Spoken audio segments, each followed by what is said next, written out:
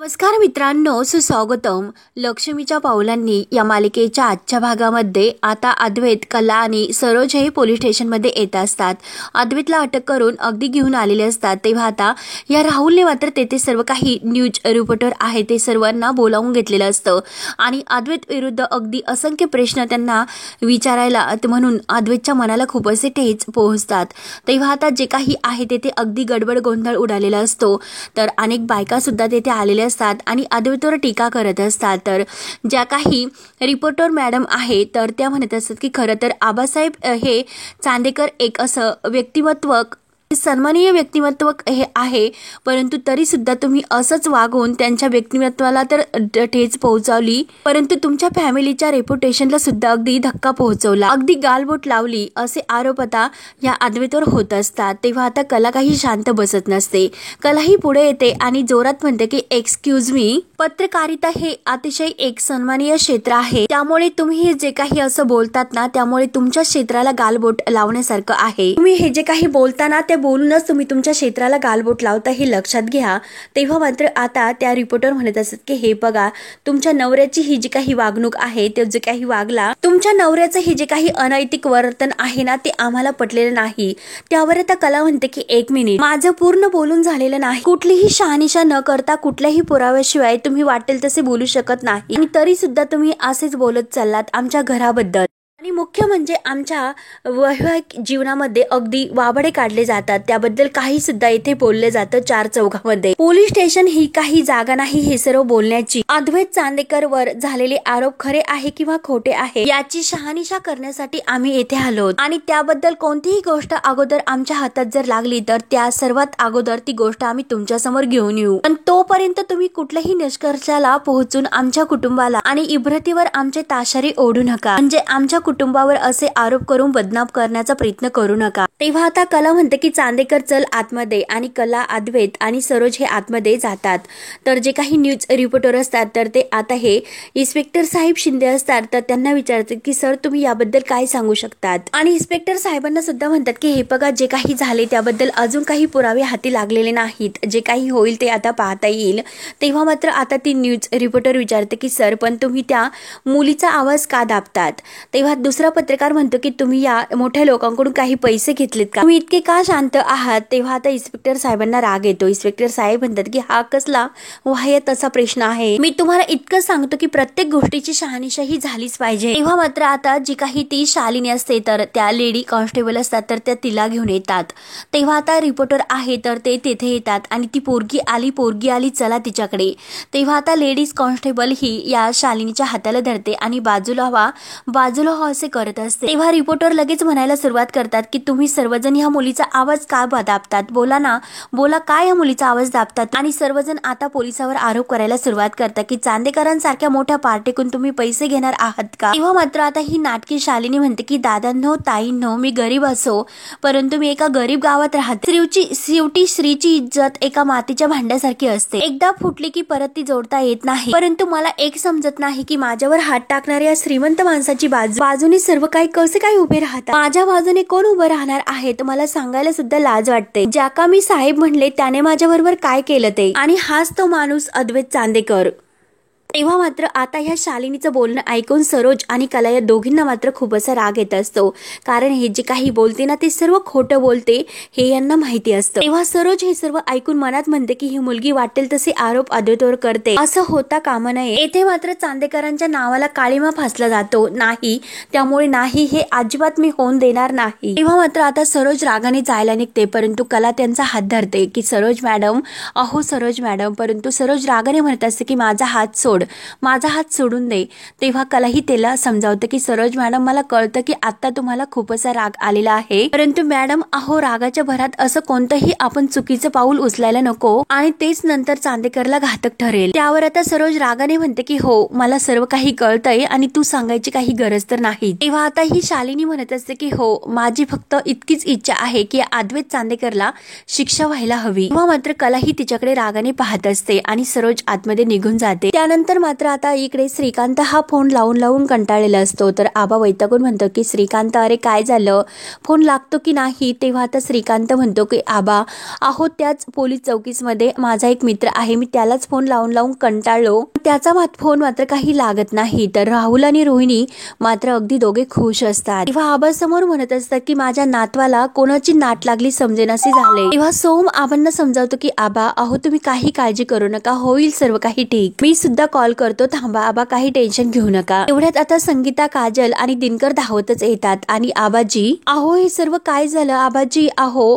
आम्ही आत्ताच टीव्हीवर बघून आलो म्हणून संगीताची अगदी धांदल उडालेली असते आणि टेन्शन मध्ये हे सर्व काही अगदी ती बोलत असते, विचारत असते. तेव्हा आता रजनी म्हणते की वहिनी तुम्ही अगोदर शांत व्हा, मी सगळं काही तुम्हाला सांगते, या बरं इकडे. तेव्हा मात्र आता दिनकर विचारतो की जावे बापू आणि कला हे सुखरूप तर आहेत ना. आणि तेवढ्यात काजल आणि सोम एकमेकांकडे पाहत असतात. तर रजनी सांगत असते की हो आत्ताच पोलीस स्टेशनला सर्वजण गेलेत, अजून गुन्हा सिद्ध नाही झालेला, पण असं आहे की विनयभंगाची केस आहे ही आणि त्याचे पुरावे म्हणून त्यांनी आम्हाला फोटो सुद्धा दाखवले. तर हे ऐकून मात्र संगीता, दिनकर यांना खूप मोठा असा धक्का बसतो. तेव्हा मात्र आता फोटो असा शब्द ऐकल्यानंतर मात्र संगीताला चक्करच यायला सुरुवात होती. तर ती चक्कर येता म्हणते की अरे देवा माझ्या कर्मा, आणि लगेच संगीता आता चक्कर येऊन खाली ते सोप्यावरच बसते. तेव्हा आता सर्वजण धावतात की अहो संगीता वहिनी. सोम धावतच पाणी आणायला जातो. तर आता रजनी विचारते की वहिनी अहो काय होतंय तुम्हाला. तेव्हा मात्र आता सोहमला पाणी आणायचं सांगितल्यानंतर लगेच काजल धावतच जायला निघते, परंतु दिनकर लगेच तिचा हात धरतो आणि तिला थांबवतो. तेव्हा सोहमचं लक्ष या म्हणजे काजल आणि दिनकरकडे जातं. तेव्हा तो शांत राहतो आणि लगेच धावतच पाणी घेऊन येतो. तेव्हा मात्र आता रजनी आपल्या हाताने संगीताला पाणी पाजते. तेव्हा सोहम विचारतो की काकी अहो तुम्ही बऱ्या आहात ना, अजून काही हवं आहे का तुम्हाला, साखर वगैरे. तेव्हा संगीता अगदी कणत बरं आहे, काही नको असं म्हणत असते. त्यावर आता संगीता ही रजनीला म्हणत असते की रजनी ताई अहो हे सर्व काय होऊन बसलं, आपण एकदा पोरं घरी आल्यानंतर त्यांची नजर काढूया, कुणाची तरी वाईट नजर लागली म्हणून सारखी संकट येतात. तेवढ्यात मात्र आता सोहमच्या मोबाईलवर एक कॉल येतो आणि सोहम लगेच म्हणतो की आई मी आलोच, म्हणून तो बाजूला बोलायला जातो.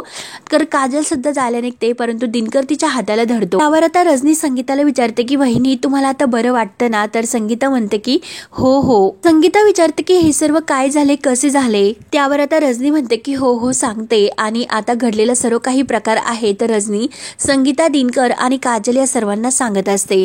तो पण आता सर्वांच्या समोर आबांचा जीव असा खालीवर होत असतो. तेव्हा आता हे सर्व ऐकल्यानंतर संगीता आणि दिनकर यांना आणखीन जबर एक धक्का बसतो. त्यानंतर आता इकडे पोलीस स्टेशनला त्या गावातील सगळी काही बरीचशी ते काका, काकू, मावशी सर्व काही आलेले असतात आणि कला ही सर्वांसमोर त्यांना विचारत असते की त्या गावात आल्यानंतर तुम्ही आमचा जो काही पाहुणचार केला तो कधीही आम्ही नाही विसरणार. माणुसकी काय असते, आपुलकी काय असते हे खऱ्या अर्थाने तुम्ही आम्हाला दाखवून दिलं, पण त्या दरम्यान मात्र माझ्या नवऱ्याने तुमच्याकडे कुणाकडे वाईट नजरेने बघितलं का किंवा कोणत्याही चुकीच्या पद्धतीने स्पर्श करण्याचा प्रयत्न केला का, असं तुम्हाला कुणाला वाटतं का. तेव्हा आता ते काका म्हणतात की नाही. तर कला म्हणते की हे बघा आम्ही तेथे 24 तास होतो, आम्ही तुमच्या बरोबर तेथे राहिलो, नाचलो, गायलो आणि अगदी आनंदाने ते दिवस घालवले. तुमच्या उत्सवात आम्ही सहभागी झालो, पण त्या सर्वांच्या दरम्यान माझा नवरा तुमच्या कोणत्याही मुलीशी किंवा बाईशी जवळीक करतो, गैरवर्तन करतो असं तुम्हाला वाटले का, तुमच्यापैकी कुणाला असं वाटलं का. तेव्हा मात्र आता मावशी म्हणत असतात की अगं चेडवा काही काय बोलतेस ग, अगं हे तर आमच्या गावचे जावईच झाले, जणू सगळ्यांना आदराची वागणूक त्यांनी दिली होती. तेव्हा मात्र आता जे काही काका असतात तर ते म्हणतात की अगदी बरोबर, आमचे हे दादा तर आमच्यात एक होऊन आमच्या सोबतच राहिले, इतकं मोठे माणूस होते तरी सुद्धा त्यांनी जरा सुद्धा जाणवलं नाही ते. तेव्हा सरिता, काकू वगैरे सर्व म्हणतात की हो, परंतु शालिनीचा जीव अगदी वरखाली होत असतो. तेव्हा कला विचारते की तुम्हाला सगळ्यांना असंच वाटतं ना मग. तेव्हा सर्व गावकरी म्हणतात की हो.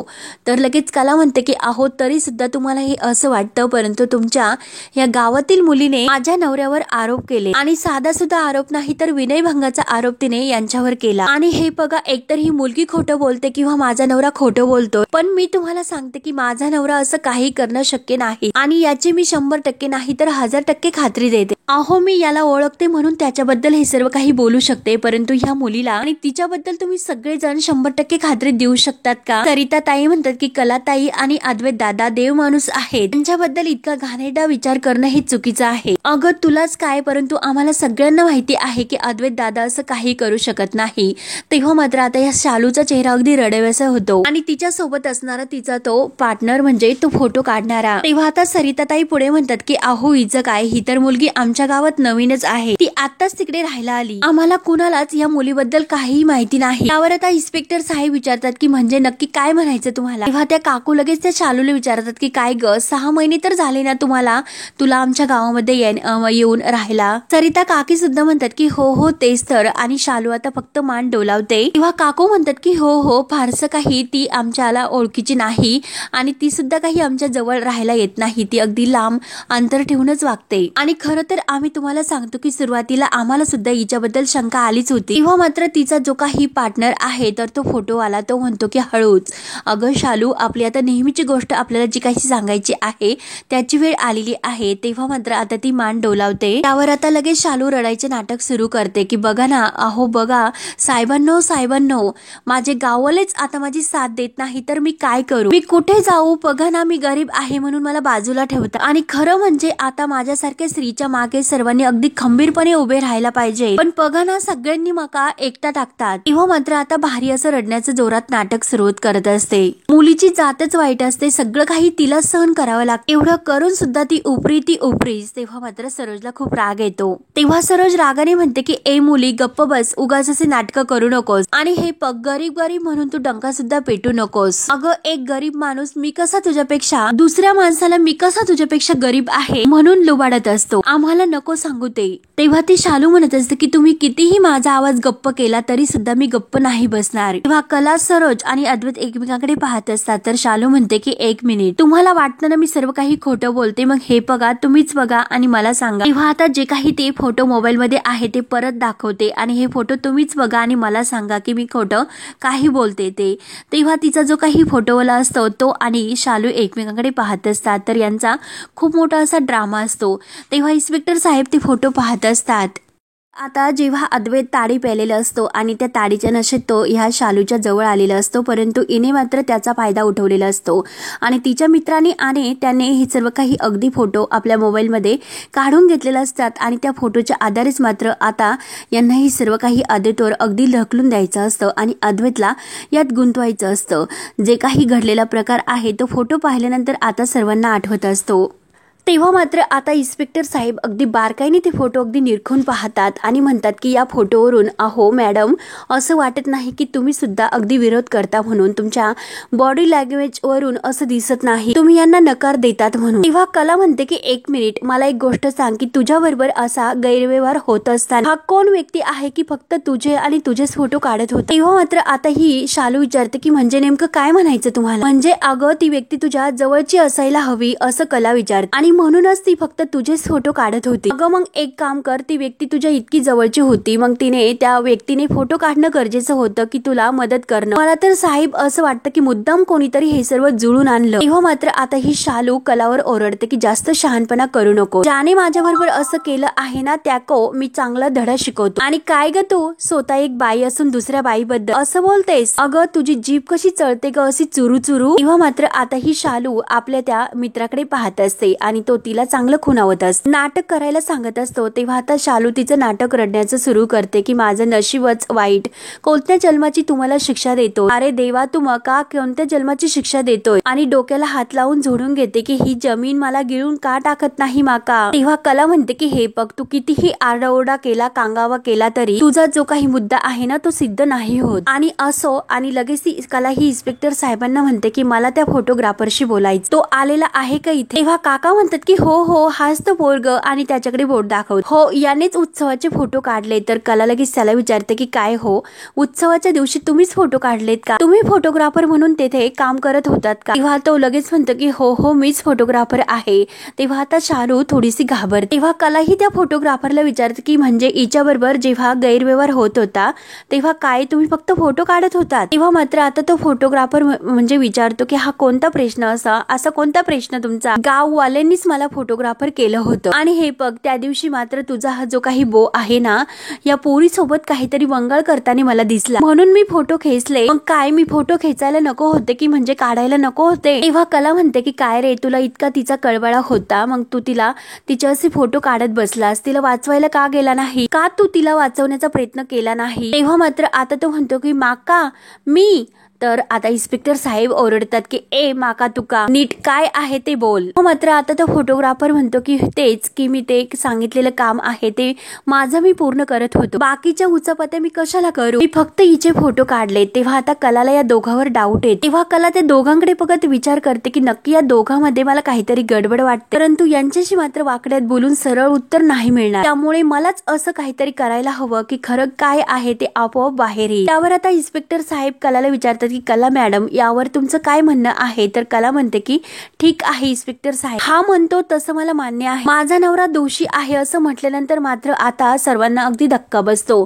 तर सरोजला राग येतो आणि अद्वैतला सुद्धा धक्का बसतो. तेव्हा आता गावातील बायका सुद्धा ह्या तिकडल्या एकमेकींशी चर्चा करायला सुरुवात करतात की ही कला असं का बोलत असेल.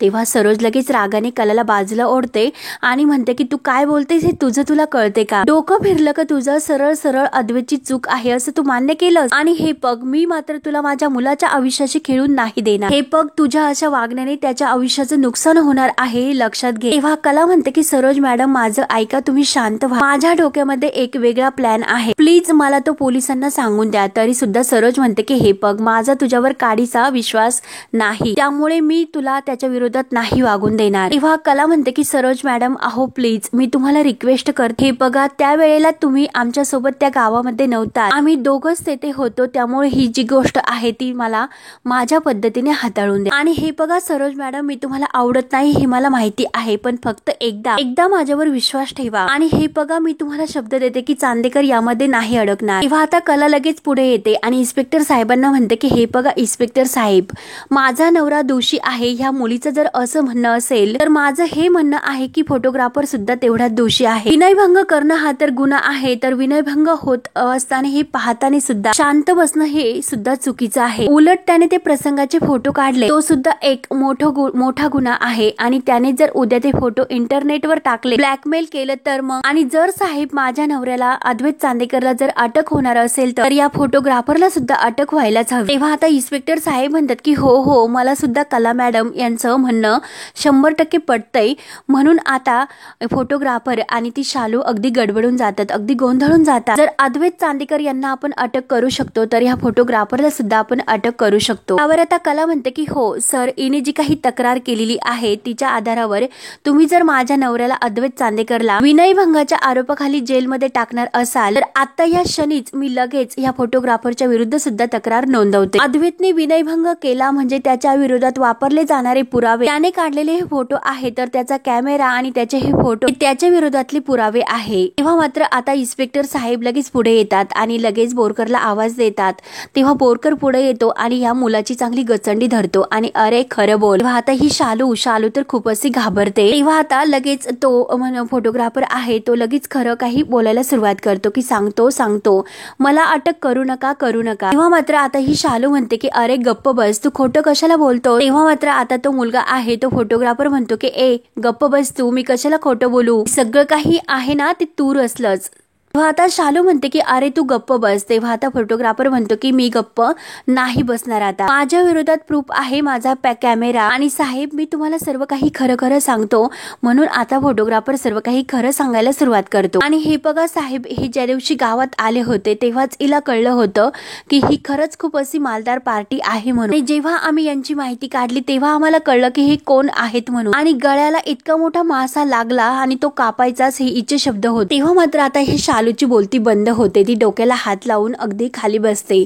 तेव्हा कला म्हणते की काय ग इतक्या वेळेस तर तू तर अशा स्त्री चरित्राच्या गप्पा करत होती आणि हे बघ स्त्री म्हणून कोणताही अन्याय सहन करायला लागणं ही चूकच आहे पण स्त्री असल्याचा गैरफायदा घेणं ही त्यापेक्षा मोठी चूक आहे. आणि काय ग हे सर्व तू का केलंस. तेव्हा शालू आता हे रागाने फोटोग्राफरकडे पाहत असते. कला विचारते की काय ग फक्त पैशांसाठी हे सर्व केलंस का आणि काय ग अचानक आता मराठीत कशी बोलायला लागलीस ग तू. तेव्हा कला ही इन्स्पेक्टर साहेबांना साहेबांना विचारते की साहेब तुमचा विश्वास तर बसला ना, माझा नवरा निर्दोष आहे ते, आणि हे बघा त्याने कुठल्याही विनयभंगाचा प्रकार केला नाही, हे सर्व काही केलं तर ते ह्या मुलीने नाटक केलं आणि अद्वैतवर अगदी आरोप केले। तेव्हा लगेच इन्स्पेक्टर साहेब म्हणतात की हो कला मॅडम तुम्ही जाऊ शकता, आम्ही यांना बघून घेतो। तेव्हा मात्र आता ही शालू रागाने त्या फोटोग्राफरकडे पाहत असते। तेव्हा कला ही हात जोडून थँक्यू इन्स्पेक्टर साहेब असे यांना म्हणते, तर इन्स्पेक्टर साहेब म्हणतात की हो हो या आता तुम्ही। तेव्हा मात्र आता तेथील जे काही हवालदार आहे तर ते कलाला म्हणतात की 1 मिनिट मॅडम, आणि इन्स्पेक्टर साहेबांना काहीतरी सांगतात आणि काहीतरी असं शोधत असतात। तेव्हा मात्र आता हे जे काही असतात ना हे दोघे जण ते एका दुसऱ्या सुद्धा केस मध्ये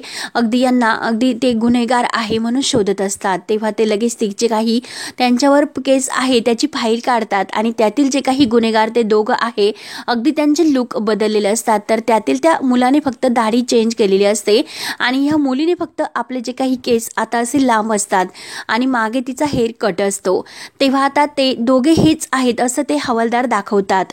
तेव्हा मात्र आता ही दोघे आणखीनच गडबडतात व इन्स्पेक्टर साहेब त्यांच्याकडे पाहत असतात आणि अच्छा म्हणजे हे तुम्हीच आहात, 1 वर्ष तुम्ही आमच्या हातावर तुरी देऊन पळालात आणि आता मात्र तुम्ही सापडले, शेवटी आलात ना येथे आणि हवालदार घ्या यांना आतमध्ये, तुम्हीच ओळखलं त्यांना, तेव्हा टाका यांना आतमध्ये। तेव्हा काका म्हणतात की अहो साहेब आम्हाला माफ करा, ह्या पोरींना आतमध्ये घ्या, ही आमच्या गावची नाही, आम्हाला काही असं माहिती नाही, आम्ही चांगले आहोत, आमचं गाव चांगलं आहे। आणि कलाला म्हणतात की तुम्ही येत राहा आमच्या गावामध्ये। तेव्हा आता ते दोघेही गुन्हेगार सापडतात आणि इन्स्पेक्टर साहेब बोरकरांना त्यांना आतमध्ये टाकायला सांगतात। तेव्हा मात्र आता कला ही या मुलीकडे पाहत असते आणि ती मुलगी आता खूप अशी रडत असते। तर आता हा भाग येथे संपतो। त्यानंतर आता अद्वैत हा निर्दोष सुटका होते आणि सर्वजण आता बाहेर येतात। तर रिपोर्टर आहे तर ते वाट पाहूनच असतात आणि इन्स्पेक्टर साहेबांना विचारतात की काय झालं। अहो इन्स्पेक्टर साहेब अद्वैत चांदेकर आणि ह्या जे काही मुलीचा विनयभंग आहे त्याचा या केसची काही संबंध आहे का। मात्र आता जे काही कदम मॅडम असतात तर इन्स्पेक्टर साहेब त्या मुलीला आणि त्या मुलाला घेऊन यायला सांगतात। तेव्हा मात्र आता त्या मुलीला विचारण्यात येते की खरं काय ते सांगा। कला म्हणते की सांग ना आता खरं काय आहे ते, की खरं बोलण्याची लाज वाटते। तेव्हा ती मुलगी म्हणते मला समजलं की हे श्रीमंत आहे म्हणून मी यांना जाळ्यात अडकवण्याचा प्रयत्न केला। तेव्हा कला म्हणते की आता समजलं का खरा दोषी कोण आहे ते। तेव्हा आता अद्वैत आणि कला अगदी खुश असतात कारण कला ही जायला निघलेली असते, परंतु आता मात्र अद्वैत तिला थांबवतो आणि म्हणतो की खरे, हातामध्ये हात देतो, थँक्यू बोलतो आणि तू माझी बाजू घेऊन सर्वांसमोर भांडलीस, खरंच त्याबद्दल थँक्यू। तेव्हा कला ही खुश होत अद्वैतच्या हातामध्ये हात देते आणि अगदी खुश होऊन अद्वैतकडे पाहत असते, परंतु सरोज आता या दोघांकडे रागाने पाहत असते। तेव्हा कला ही अद्वैत एकमेकांकडे अगदी खुश होत रोमांटिक होत पाहत असतात। तेव्हा आता पुढे काय होतं हे पाहण्यासाठी आपल्या चॅनलला नक्की सबस्क्राईब करत राहा। धन्यवाद।